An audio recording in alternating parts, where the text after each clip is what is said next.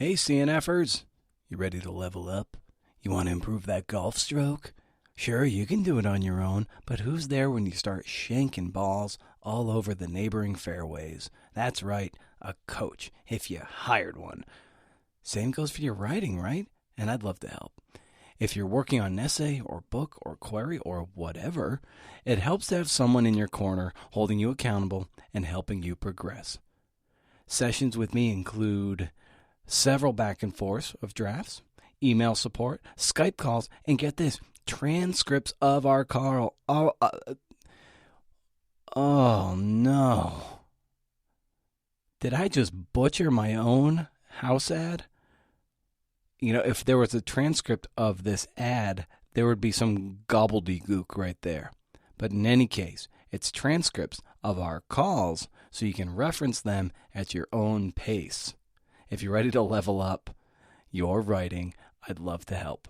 Email brendan@brendanamerica.com to start a dialogue. Yeah, these are performatively cruel policies. It's the point. I mean, several of my sources had said this to me, and it's stuck with me that the point is the cruelty.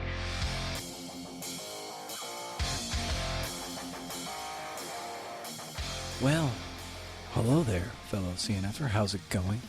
It's a creative nonfiction podcast, a show where I talk to badass people about the art and craft of telling true stories. Subscribe wherever you listen to podcasts. Keep the conversation going on social at CNFPod. And if you're feeling froggy, consider leaving a kind review on Apple Podcasts. Head over to brendanamerica.com for show notes and to subscribe to my monthly reading list newsletter. First of the month. No spam. Can't beat that. I was thinking I might put my intro riff at the end of the show, post-interview. That way, we're not lollygagging. And you can dive into the show today with Jean Guerrero. She returns to the podcast. She's the author of Hatemonger, Stephen Miller, Donald Trump, and the White Nationalist Agenda. 2 weeks in a row dealing with white nationalism. Sunny days on the pod. So, in theory, I could just roll into the interview now and spare you the usual bullshit you've come to expect. It's not disappearing, we're just taking time apart. The intro and outro are just, they're trying to figure things out. Yes, the intro just bought a bunch of IKEA furniture and moved into a studio apartment at the end of the podcast, but we just need some time apart. So for yucks, let's do that. Here's my conversation with Jean Guerrero. Huh.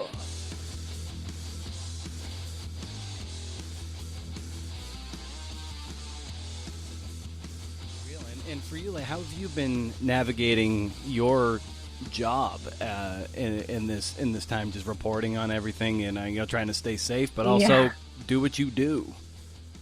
Yeah, I mean, so when this all started, the first thing I did was a report for the PBS NewsHour about the border restrictions as a result of the coronavirus and how the coronavirus was impacting asylum seekers in Tijuana who found themselves stuck there because the United States was no longer accepting anyone at all. I mean, Stephen Miller had already done everything that he could to completely obliterate the asylum system, but this time with the coronavirus, they were able to shut it down completely. So I went down there and this was before there were like very, very strict, like before they shut down the border. So and before journalists started doing almost everything remotely. So I did a quick story down there. I mean, we had masks on and everything, but we were going into the migrant shelters and interviewing people about how horrified they were that they had not only had to worry about the violence that they were fleeing in Central America, but also now this virus that it was keeping them like prisoners in Mexico. But after that, I got kind of lucky in the sense that like I had to focus on my book and, you know, setting up the promotion and figuring out how to get the word out. And that was a lot of work done from my apartment, which was, I mean, I've just been kind of cooped up, which, I mean, everybody is cooped up now, but I haven't really had as much reason to go out into the world and to do reporting in the field. But yeah, I mean, journalism is like completely transformed now, as you know. Everything is almost everything is done remotely, which I'm still getting used to, like trying to set up interviews through Skype and stuff. It like sucks not to have that human face-to-face connection with people, but unfortunately, like that's just how it's got to be for now. And I think a lot of people who listen to the show too, who aspire to write books or do long form reported work or memoir or whatever, you touched upon some of the table setting you're doing for the book promotion. So what does that look like for you? And what are you going about to make sure that you can get as much momentum behind your book as possible? Well, so the most amount of work that I have to do is just coming up with essays that relate to the book, trying to place. We have an excerpt that's coming out. Sorry, I'm sure it'll have come out by the time this comes out. But yeah, I've just been writing essays um, and like also just trying to reach out to different organizations that I know would be interested in learning about Stephen Miller, immigration advocacy organizations, immigration legal organizations, just, just different groups that I know are invested in understanding how our immigration policy gets made, and making sure that they're aware that the book is coming out. And also just connecting with journalists whose work I've been following and whose work inspired me and helped me, by providing breadcrumbs along the way in my reporting process for the book, reaching out to them, letting them know how much their work helped me, and making sure that they have a copy of the book if they want one and can help spread the word with their own readers. And some people scoff at some of these sort of marketing, like, shilling of the book and all that. And I get it on one hand, but I guess on the other hand, it's just like, well, this is kind of the ecosystem we're in, and you can choose to embrace it or not. And you're already alluding to some of the things you're doing, but how has your mindset maybe changed or stayed the same around, marketing and selling the book and that part of the process and being creative around that process, because it's not going away, so you might as well kind of lean into it, right? Yeah, so that's a really good question, because I initially really just shrunk at the idea of like doing my own marketing and publicity, and I really didn't like it. And I didn't do that much of. I did legwork for Crux, but I kind of viewed it as the publisher was going to be taking the lead on publicity and marketing, and that I believe was a mistake. And I've learned that from talking to various authors, that like the author needs to take the lead on marketing and publicity, because you are the one who knows your subject better than anyone, and you know the readers who are going to be invested in the story that you're telling. So this time around, I made sure that I was very involved in the process and brainstorming with my publicist. I did that with Crux, but definitely not to the extent that I'm doing it now. And I also just view publicity and marketing differently now. I used to think of I used to just hate the idea of networking because it felt like, we're just kind of sucking up to the powerful and reinforcing existing power structures, and I just hated that idea. But now I've realized that like networking and kind of putting your work out there, it's a lot more about building a community of people who have the same interests and goals that you do. So, and that's sort of like a lifestyle. Like it's not just a part of marketing a book. It has to be the way that it just has to be a part of your lifestyle. Like just constantly reaching out to people whose work takes your breath away, letting them know, and just propping other people up, and just approaching networking with gratitude rather than self-interest and like, how can you help me? Right.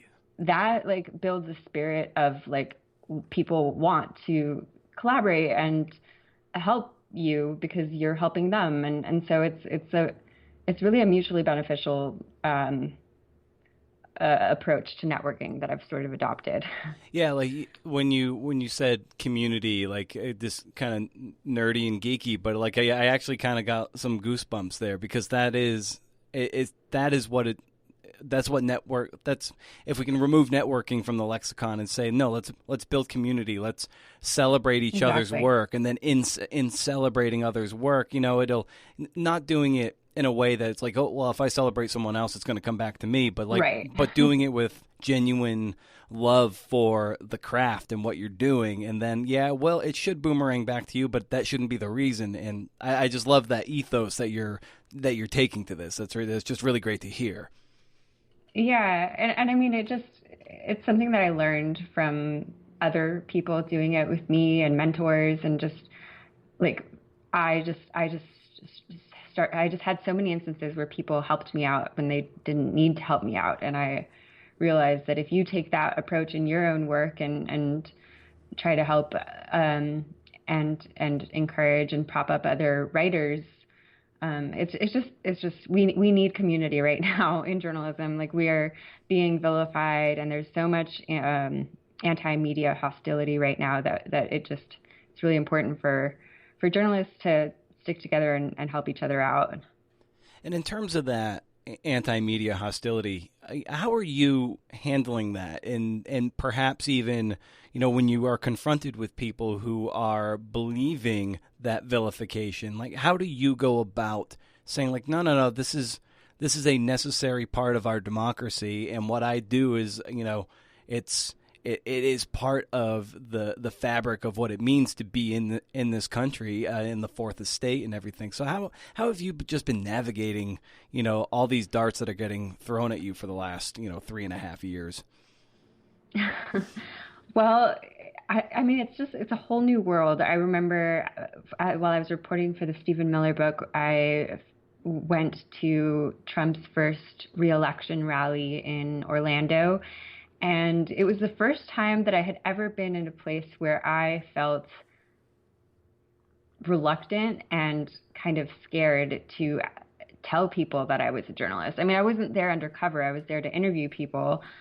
It made me nervous to be walking around with my notebook out because there were so many chants against journalists, against the fake news, like the so-called fake news, um, and people, with poster boards against the so-called fake news, and yeah, it was the first time that I felt like I wasn't comfortable advertising the fact that I was a journalist, and yeah, I still haven't figured out how to navigate that. I mean, with this book that I just wrote, I decided to pay for a service called Privacy Duck, which helps. They eliminate.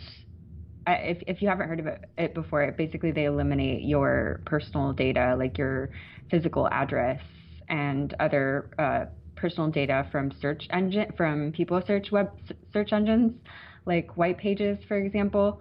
And I did that for myself and most of my close family members. And the reason I did that is because I had been in conversations with PEN America. They have some really great folks who help journalists prepare for controversial stories and books that they're publishing, and it's a safeguard against being doxxed, because there's a lot of people who ascribe to far right ideologies who go around doxing people whose work that they don't like. And my first book was such a personal book that included the names of my mother, my father, etc. And I just wanted to make sure that they were protected and that I was protected. And it's so weird to like be living in the United States, which is supposed to be a beacon of freedom and the justice, and like to have to worry about your safety that way. It's unprecedented. Yeah, I know my friend Bronwyn Dickey, who wrote Pitbull, Battle of an American Icon, which came out in the spring of 2016, I believe. And she lives in the South, and she was under a lot of attack from people just for writing about the science around pit bulls. Like that was inciting Yeah. a lot of people. And yeah, she was getting all kinds of threats. It's just Yeah. it's crazy. It's the kind of world we live in, and it's only ratcheted up from there, of course. Yeah, I'm already getting tweets telling me to go back to Mexico, and Oh, geez. even though I was born in the United States, and you just kind of have to shrug it off because if you get caught up in it, it really is distracting. Is there any fear or apprehension that you have around with this book coming out? Yeah, of course. I mean, my main fear is just about how my just trying to make sure that my family is protected, because you just never know what people are going to do, and so I just tried to take all the steps that I could to protect their privacy, and of course, like, I'm sure that they're gonna take parts of my first book out of context to try to paint me as some kind of open borders advocate and not a serious journalist. That's to be expected because of the way that they that the far right operates. But but yeah, I mean, I'm just trying to stay focused on, like, I've written this book. I think it's an important book, and I want to. I'm trying to focus on making sure that people read it and people learn from it, and trying not to get too caught up in the worries and anxieties. Right, and to your point about the press being vilified, like our mutual friend and gopher and Stephanie Gorton, like with her Citizen Reporters book, like she cited some instances, even going back to Jefferson and Theodore Roosevelt, like people who benefited from the media, and then of course they turn around and try to smear it. So it's just like it's this thing that's been going on for almost as long as this republic has been on its feet. Yeah, and Stephen Miller really knows how to manipulate the media, and Yeah. like that's part of my reporting was about how when he was working for Alabama Senator Jeff Sessions, he repeatedly he knew how to twist arms in journalism to get his side and Jeff Sessions' side of the story printed, and was willing to play dirty to get that to happen. And early in the book, you write that Miller's story is America's story, a microcosm for our path to the present. So, in what ways would you identify that his story is a microcosm of the American story? Yeah, so I mean, one of the reasons I wanted to talk about to report about Stephen Miller's life is I grew up in Southern California during the 90s at the same time and same region that Stephen Miller did. And I was familiar. I mean, yeah, so I was familiar with the fact that during that time period, there was this unprecedented anti-immigrant hysteria in California. I mean, typically today when we think of California, we think about, we think of it as a very blue state, and currently it's like leading the charge against Trump's policies nationwide. But back in the 90s, when Stephen Miller was growing up in California and when I was growing up there, you saw attacks on bilingual education, attacks on affirmative action. You saw attacks on social services for children of undocumented migrants. You saw the governor, Pete Wilson, blaming all of the state's fiscal problems on what he called the invasion at the border. So when I was watching Trump's rise in 2016, I just had major deja vu. Like, people were acting like it was just crazy, and like Trump created the notion of the border wall and the notion of an assault on immigration. But to me, I was like, wait, no, I remember this. I remember growing up in this ethos, and so so my reporting compelled me to explore how that impacted Stephen Miller as well. Like, when he was growing up in Southern California, he was exposed to this anti-immigrant hysteria. So when Stephen Miller was in high school, he was railing against all of the same things that the governor and that right-wing talk radio in California were railing against. So multiculturalism and bilingual education. And he was clearly very impacted by the political environment in California, in the California in which he grew up. And I wanted to explore like how it was possible that a Jewish American who was the descendant of refugees who fled persecution and vilification, the same type of persecution and vilification that the Trump administration has come to embody. Like how does someone like that go and lead the country's attacks on asylum seekers, on refugees, on people fleeing horrific conditions of violence and poverty? It's not like he was a victim or displaced by immigrant labor or things that point to things that the alt-right points to as, taking the white man's jobs, and he never seemed to be a victim of that, and yet he glommed on to that narrative nevertheless. It must have been bizarre in your reporting just to find out that it's like, what's your beef, man? Like, why?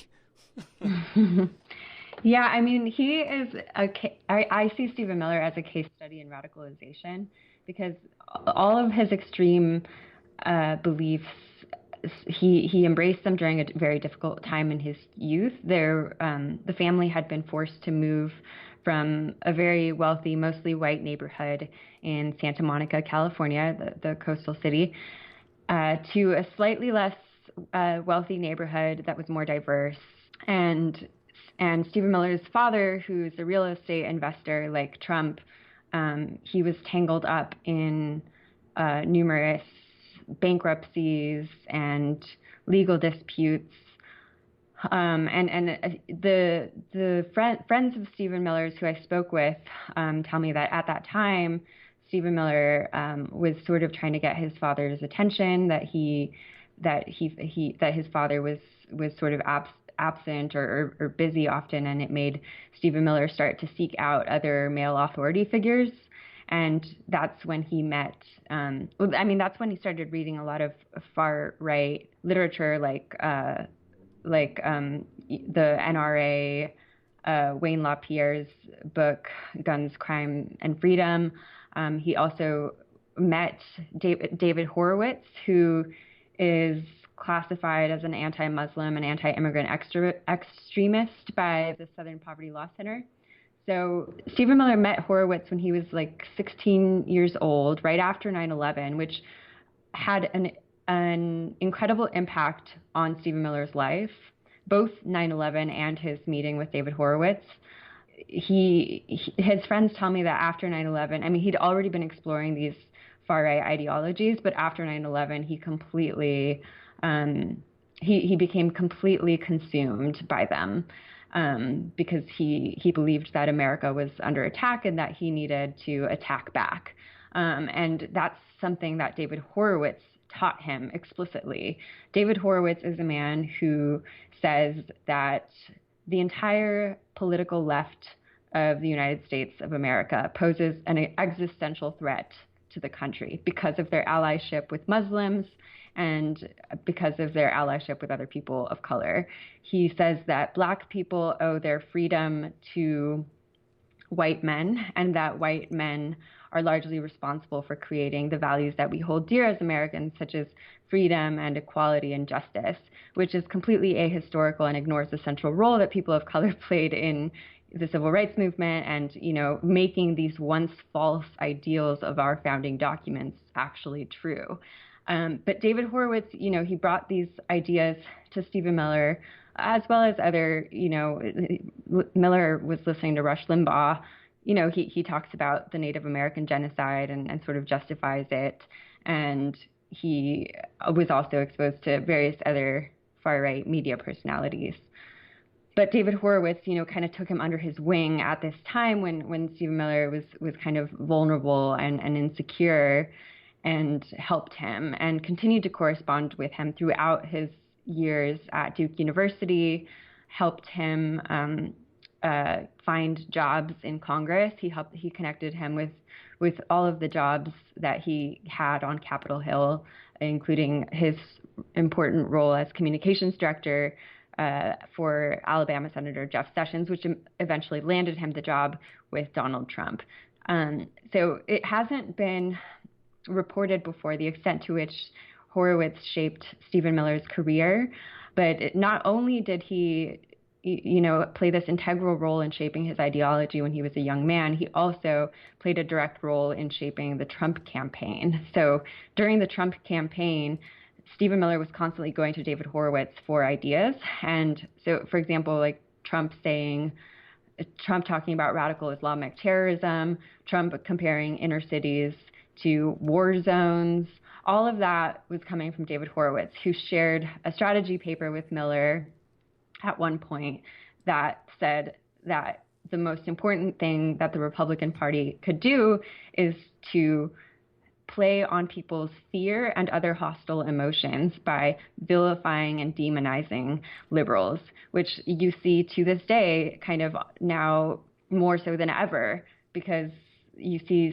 Trump, like in this period of crisis, relying more and more heavily on Miller, who was shaped by Horowitz, and talking now about far-left fascism and unhinged left-wing mobs and kind of blaming everything on the political left. And you see Stephen Miller going on Fox News talking about how this is about the survival of America, and how, again, it's just echoing Horowitz's language.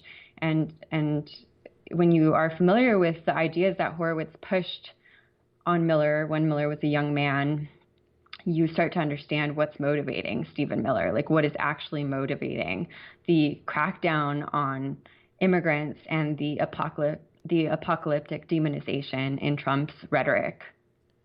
It's amazing how, you see this, there'll be like some old aging, alt-right troll, and they try to glom on to like the next generation. Like you see this with Derek Black, what was happening with him. I think like David Duke was really instrumental in trying to mentor Derek Black before Derek got the hell out of there, is like brilliantly told in Eli Saslow's book, Rising Out of Hatred.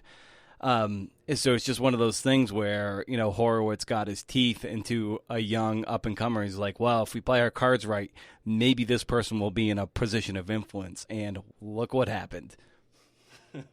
Yeah, I mean, David Horowitz runs a nonprofit that is like, according to the IRS, these types of organizations are forbidden from directly getting involved in political campaigns.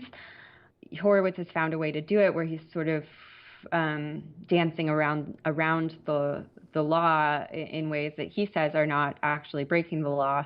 But the most obvious example is the way that he has shaped Trump's campaign and Trump's administration through Stephen Miller, who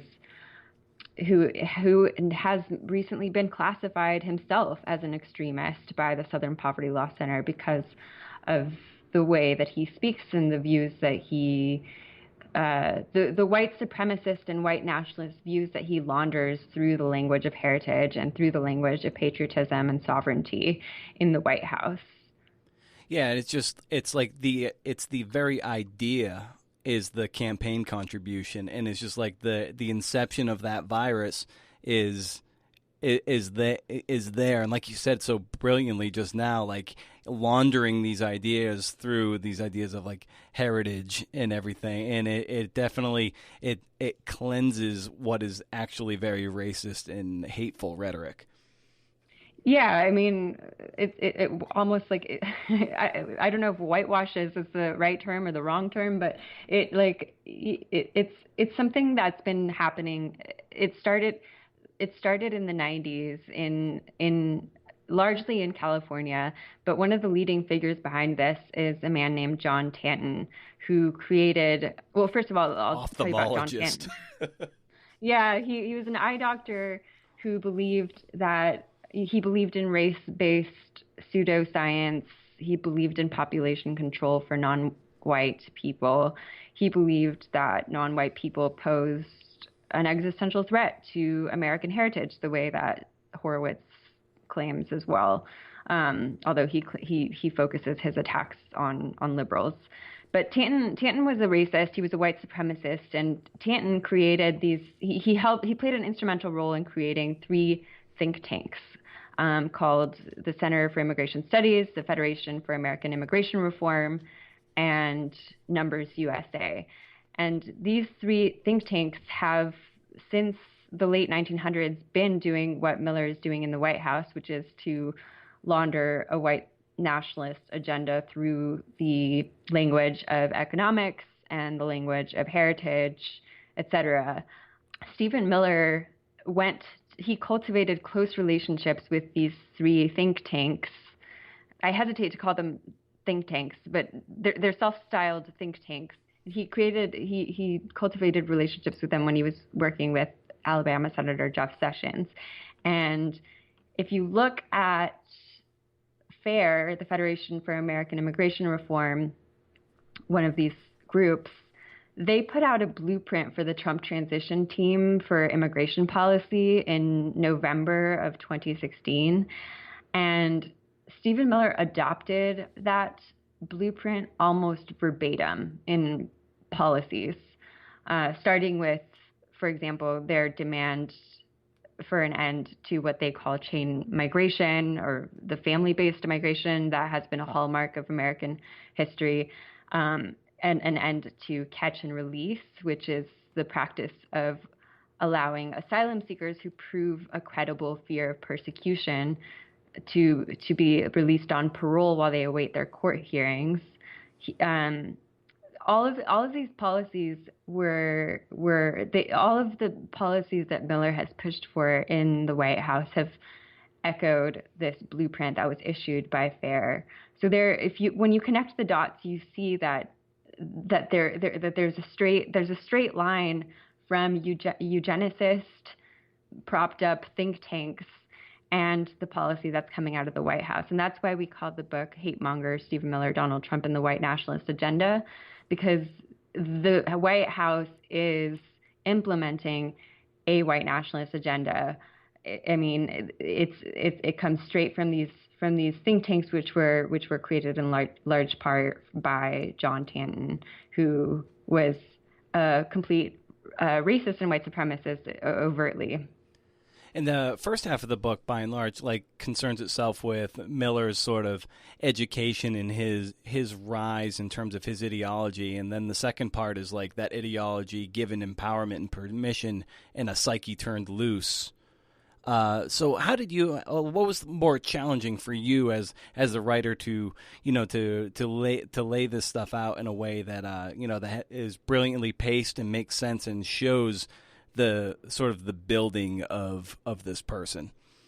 Yeah, so because I had such a tight timeline in which to do this book, I had a 6-month deadline from the start of reporting to finishing writing. I just went about it. I knew I was going to write the book chronologically, or at least I suspected I was going to do it that way, and that is how I ended up doing it, because I didn't have time to try to structure it in a more experimental or back and forth way. So I was learning everything that I possibly could. I read everything that was already written about Stephen Miller and made, source lists of people to reach out to along the way. And from the very beginning, I was reaching out to them and asking them for other sources to contact, and calling them as well. And so just endless phone calls, endless reading for the first couple months, meetings as well. I went to D.C., I went to Johnstown, where Stephen Miller's maternal family grew up.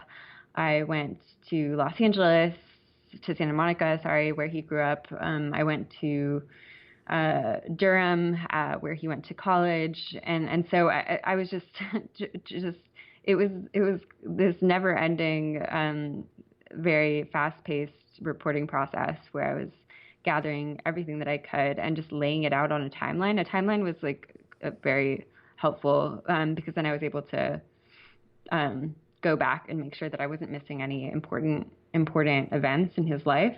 And also it helped to give me context and understand like the context in which things were happening. So like Stephen Miller, working for Sessions when so-and-so was going on at the border. Like these things were really important to keep in mind. Yeah. Well, how did you navigate writing a biography of a living person who is like not, integral to it in terms of your having access to him and being able to interview him? What was that like for you to tell this story and getting the right access to the right people? Like, how did you go about that? Yeah, I mean, from the very beginning of this project, I reached out to the White House and I reached out to Stephen Miller, letting them know that I wanted them to be part of this process and help shape the book. But they never declined. They simply said that they were thinking about it up until my deadline, which they knew was my deadline, and never got back to me. So unfortunately, I was never able to speak to Miller. I did speak to more than 100 people who knew him well, family, friends, colleagues, and tried to paint a picture of how he came to be the way that he is. One of the really helpful things that I did that I'm really glad that I did was I had never reported out of DC before, and I was not very well sourced in the White House when I first started this project, and I just kind of swallowed my pride and reached out to the White House reporters whose work I admired and who I'd been in touch with before, and asked if they would be willing to give me any advice.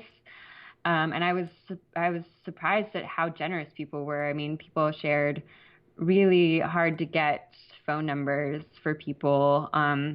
They were extremely generous, and that was critical for me in being able to start out. So I'm really glad that I did that. But to me, like I was trying to find the humanity in Stephen Miller from the very beginning. Like I approached this with a completely open mind. I don't believe in straight up villains. I think that people are very complicated, and I wanted to understand those layers that make up Stephen Miller, without romanticizing or glorifying him, of course, because I know that our culture has sort of this fetish for the anti-hero, and that's part of what led Miller down his own path. But I did want to be fair to Stephen Miller, obviously as a journalist, and I was looking for his humanity in every single interview that I did with the more than 100 people who knew him, in every single video that I watched of him talking, in all of the books. I read all of the books that I learned inspired him when he was growing up, and just kind of immersed myself in his thinking. And that was a really critical part of the reporting process as well. But what was interesting to me is that as I went along, the more I learned about Stephen Miller, the less complex he became. It was surprising to me, because usually the opposite happens, right? Like you're learning more and more about a person, and they become more and more complicated in your mind. They become more dimensional. And the thing is, like, when I was learning about Stephen Miller, I found his humanity in stories about him as a little boy, when he was, wanting to spend time with his father, and he expressing insecurities and acting out in Hebrew class, which I document in the book. But yeah, as time went on, he became less and less dimensional. And to me, it's a case study in radicalization. It's what happens when someone is consumed by an ideology and essentially supplanted by it. He became a person who is consumed by a single mission and regurgitating talking points that he's been immersed in his entire life. Yeah, even like the behavior when he was even in high school and extended to college, where he would just like throw trash on the ground and just say, "No, it's the janitor's job to clean up after us," and it's just like, Yeah, it's just like he's kind of there's not a Yeah. hasn't really grown much out of that. He's just become more shrewd and certainly more like worm tongue behind King Theoden in Lord of the Rings. Yeah. Yeah, Stephen Miller, he sounds the same today as he did at age 16 when you look at when you examine the way that he speaks today and the way that he spoke and the subjects that and the way that he wrote back then and the way that he writes now, like they're all it's eerie how similar the language and the obsessions with very limited subjects are. But again, like that's what happens when people are radicalized at a very young age. And Stephen Miller's own friends, like, I spoke to one of his best friends on condition of anonymity. He was worried that if people found out his name, that he would lose his job because of the fact that he is a friend of Stephen Miller's. And he was telling me that, like, as he was watching Stephen Miller, that Stephen Miller changed over time, and that he became more and more focused on this anti-immigrant mission, and that at one point, like during the Trump campaign, his friend was worried about him, watching him on, I believe it was CNN, and he was watching his friend on TV and realized, like, oh my God, like he sounds almost unhinged. I better give him a call and ask him if he knows what he's doing and if he really wants to be doing this. And so he called him and asked him, and Stephen Miller said that he wasn't worried about it, or he wasn't worried that he was going to be ruining his job prospects. He didn't feel that was going to happen the way that his friend feared for him. Mm. What were the conversations like when you were, approaching people and granting them anonymity so you could, because they feared, professional retaliation? Like, how were those conversations conducted so you could get them at least get their thoughts and their quotes on the record while also, protecting them too? Well, that was something I went over with the attorney at HarperCollins and my own attorney, just making sure that there was nothing identifiable. I mean, initially we were going to say where one of his close friends, this person I was just talking about, we were going to say, because he had agreed to us using his place of employment, but we realized that like the city in which he works, but we realized that might be too identifying, so we removed that. So we just, I talked it out with the source when we set the terms of our conversations at the beginning, and then went over it again to make sure that we weren't missing anything with the attorneys. But yeah, I mean, it was really, really important to me to talk to people who had a more favorable outlook of Stephen Miller, because there are most of the people who are willing to talk about Stephen Miller are people who don't like him, and it was very important to me to get the other side of the story. And so I was willing to work with this particular source, his close friend, even though I ordinarily would not. He's I believe the only, maybe there's numerous officials in the White House to whom I granted anonymity, but he's the only major character who has anonymity, and it was because I felt his perspective was so important. And I also was able to verify his friendship with Stephen Miller by looking at photographs that he shared with me of the two of them together throughout the course of Stephen Miller's life. Yeah, and you've been immersed in covering immigration for years, and it seems like something like a lot of people on the surface think they might have some sort of an understanding, but the more and more you burrow into it, and your book, of course, illustrates this beautifully, is how nuanced and complex it is. For people who might not know where to turn to at least get a primer on immigration in this country, maybe specifically the southern border, like where would you point someone like that who wants to learn a bit more and realize just how nuanced this is?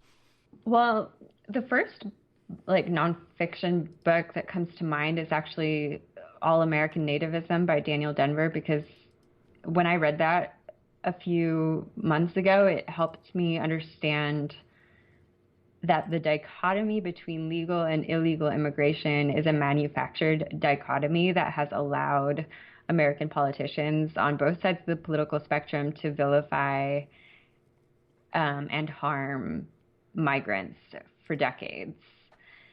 And I hadn't realized that before, even as an immigration reporter who'd been covering immigration under both Obama and Trump since 2015. So that book does a really great job of highlighting some of the nuances around immigration. I mean, one of the classics for me is The Devil's Highway by Luis Alberto Urrea. I mean, he doesn't delve into what's going on under the Trump administration because that book was written, I believe, in the 90s, maybe the early 2000s. But it's still extremely relevant because what's happening today has honestly not. The only real difference between Trump's immigration policy and the militarization of the border that we saw under Bill Clinton and even under Obama and of course under Bush is that Trump relies on demonization in order to push these policies into an even darker and harsher place.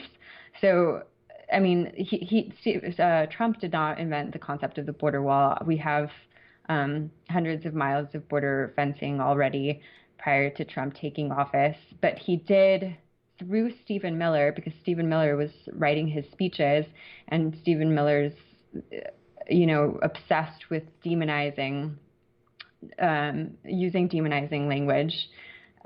He relies on demonization to push these policies to a place where they're not just cracking down on people who are jumping the fence or people who are trying to sneak into the country. They're also cracking down on people who are seeking asylum and refuge in the United States, so families and migrant children.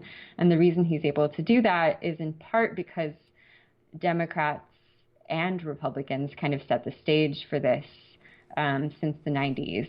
It's a shared responsibility, what's going on at the border. It's an American phenomenon. It's not a Trump phenomenon. And that's what I was trying to communicate in this book through Stephen Miller, is that Stephen Miller, I think one of the mistakes people have made is people have given Stephen Miller the Karl Rove treatment, painted him as this mastermind pulling the strings behind the administration. But Stephen Miller, he didn't invent these ideologies. He is having an outsized influence in the Trump administration because of the fact that he gets Trump in a way that nobody else in the administration does. And that in part stems from events in his childhood, which I document in the book. But he is not, he's not the mastermind behind this. He's just more hardworking, more disciplined than most of the other people in the White House, and he's just constantly working on this because he's obsessed with it, and that's how he ends up having this outsized influence. But he's not a mastermind. He's really skilled at mimicry and at channeling the ideas of other people into sound bites for the president and into executive orders and other policies that hurt migrant children and asylum seekers and families. Yeah, and it's I think it's you quoted someone that the in terms of just migrant families and the children at the border and the separation that they've been able to wield as a weapon. He's like, the intention was for children to be irretrievable, not in every case, but just enough to frighten people. And it's preying on that fear and this. It's just such an ugly and nasty way to go about business. But as you document, he's not afraid to get dirty and play in the mud. Yeah, these are performatively cruel policies. It's the point. I mean, several of my sources have said this to me, and it's stuck with me, that the point is the cruelty. And I call them performatively cruel because it stems from Stephen Miller's hate mongering through his own speeches and through the speeches of Trump and through the rhetoric that he shapes this hatred, this contempt, and this fear of migrants causes people to cheer on and support and rally around policies that involve systematically tearing apart children from their parents, and that involve systematically turning away every single person who comes to our border seeking refuge and asylum, fleeing horrific conditions of violence. It's what enables all of that.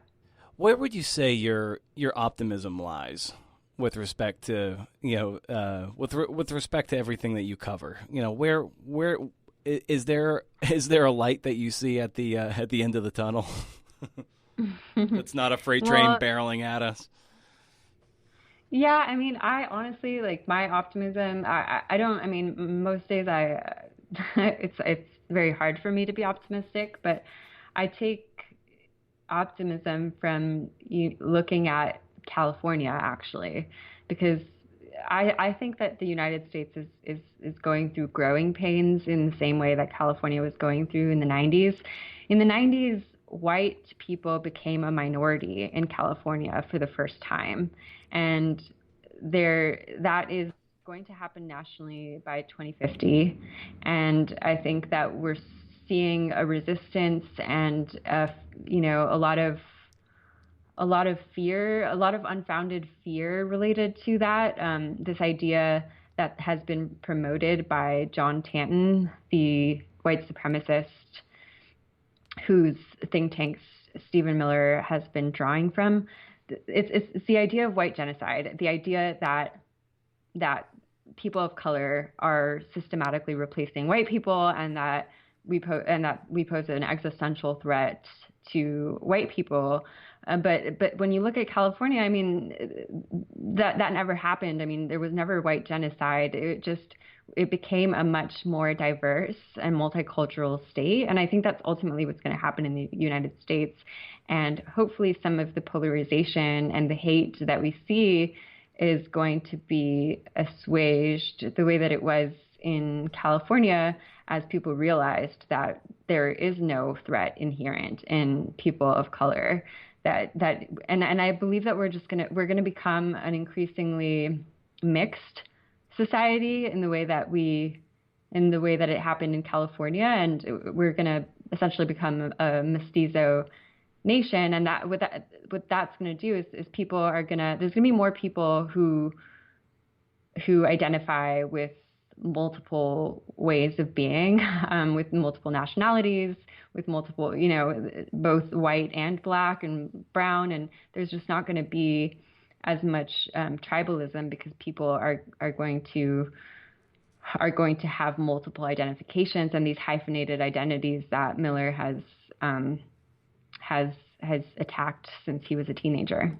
Yeah, and speaking of tribalism, early on in the book, you quote Miller at a San Diego rally, and he's like, "Are you ready to talk about something, or ready to do something they'll write about for the next 1,000 years?" And that just harkens right back to 1,000-Year Reich of Hitler Manifesto, and it's just like, it's just so scary to hear that on a pulpit in whatever year that was. I don't know if that was a recent rally or a more early presidency or pre-presidency, but the fact that even a Jewish man would even hearken to that, it blew me away. Yeah, I mean, Stephen Miller's his own grandmother on his mother's side tried to warn him about the dangers of demonization. She spent the last year, she spent her retirement compiling the family history, and she specifically wrote into the family history that she was documenting this for her grandchildren and their children, so that they would remember the value of the people who came to this country with nothing but rags and speaking no English whatsoever, and realizing, the dangers of nationalist agitators and the massacres of the Jews that they were fleeing.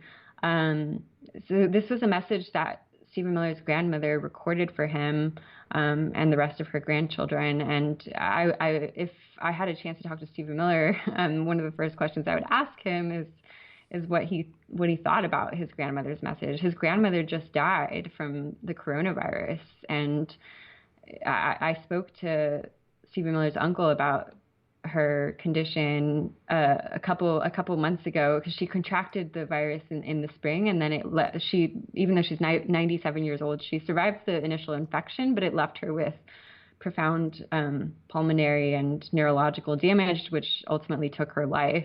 And the White House is claiming that she didn't die as a result of the coronavirus, even though her death certificate says that she died because of the coronavirus. And what Ruth Glosser stood for was remembering. And I really would like to know what Stephen Miller thought about her message, and whether he had any communications with her on her deathbed, and what he told her. It's funny you say, if that would be your first question. The question I wanted to ask you was, if you were granted an hour with Miller, what would you ask him? So there's one. What else would you want to? What else would you pick his brain about? Yeah, I mean, there's so much I would want to ask him about. I mean, just a lot, some of the things that his friends told me about how, I would ask him a lot about his childhood. I would want to know, what he was thinking when he first started befriending David Horowitz, what he was thinking when he started going on the Larry Elder Show to rant against multiculturalism. And I would want to know I would want to know more about his state of mind during that time period. And obviously it would be important to ask him about these policies that he has orchestrated in the White House. But I also know that he's really good at not answering reporters' questions and just kind of delivering his talking points without addressing what is being asked. So, yeah, I would just kind of have to keep that in mind. What does your gut tell you? Do you think Trump wins or loses in November?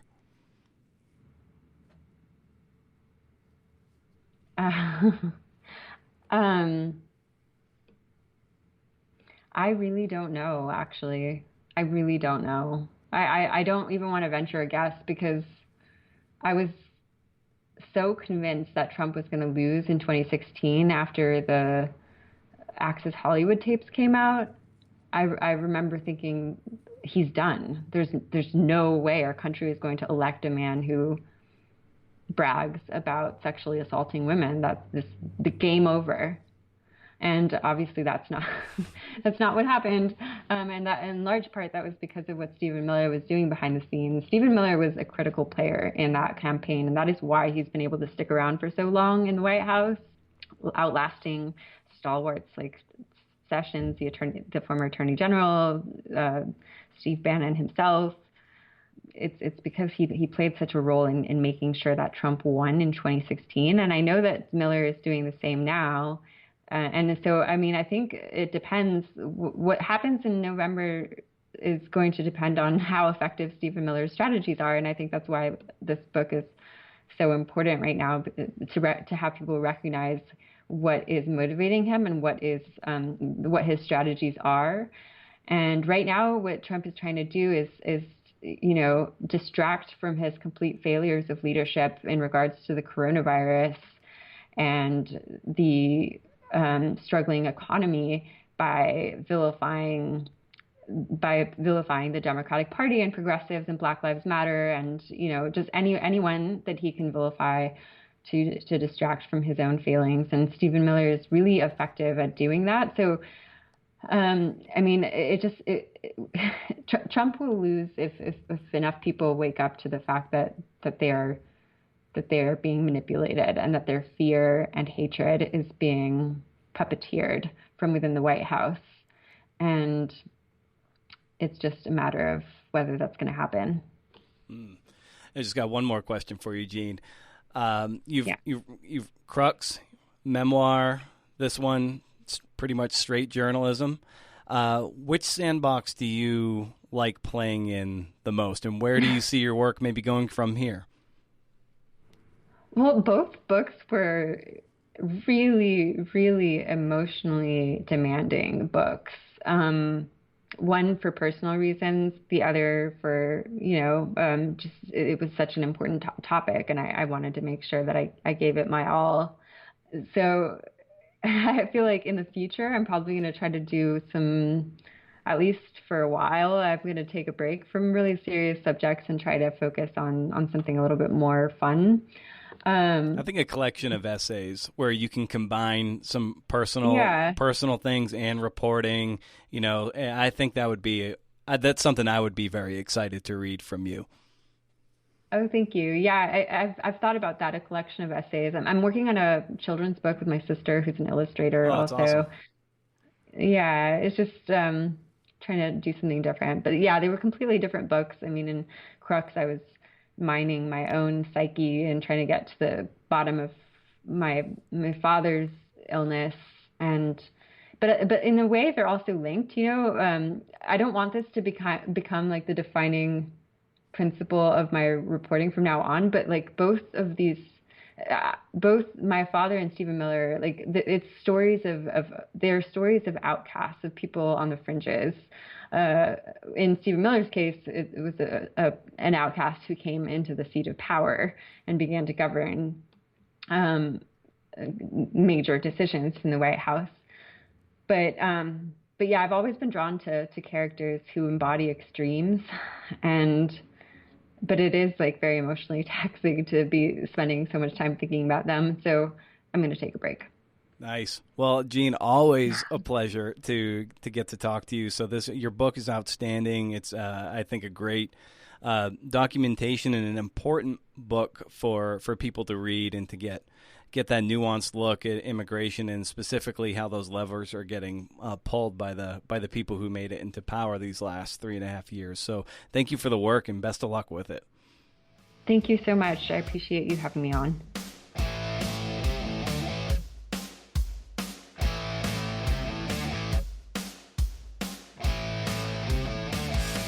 Okay.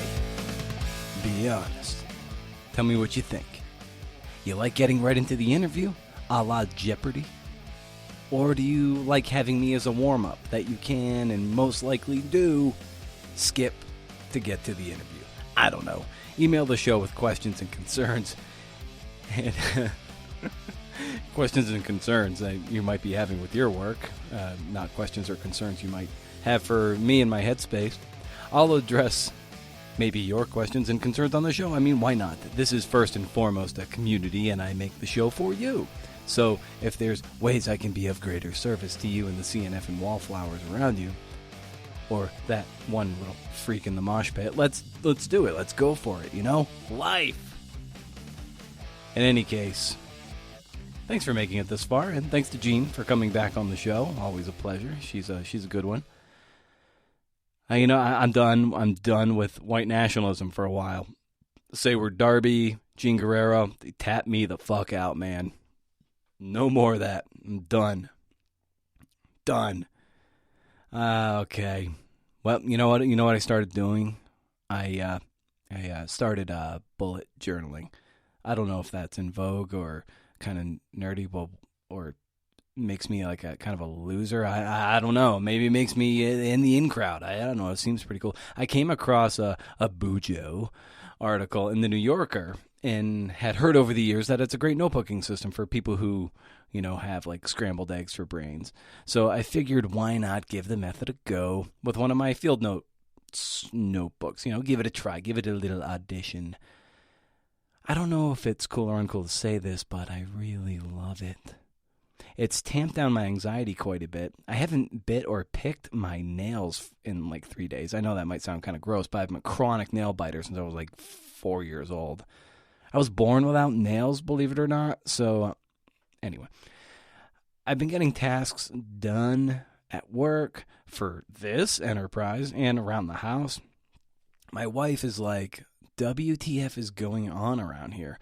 So I ordered an official bullet journal, and I'm reading writer Carroll's book about it. He's the creator of the whole method. Trying to get him on the pod, actually, to unpack that shit, Anyway, makes sense to me. And I'm someone who has, at last count, like 1 trillion, give or take, notebooks in circulation. I know.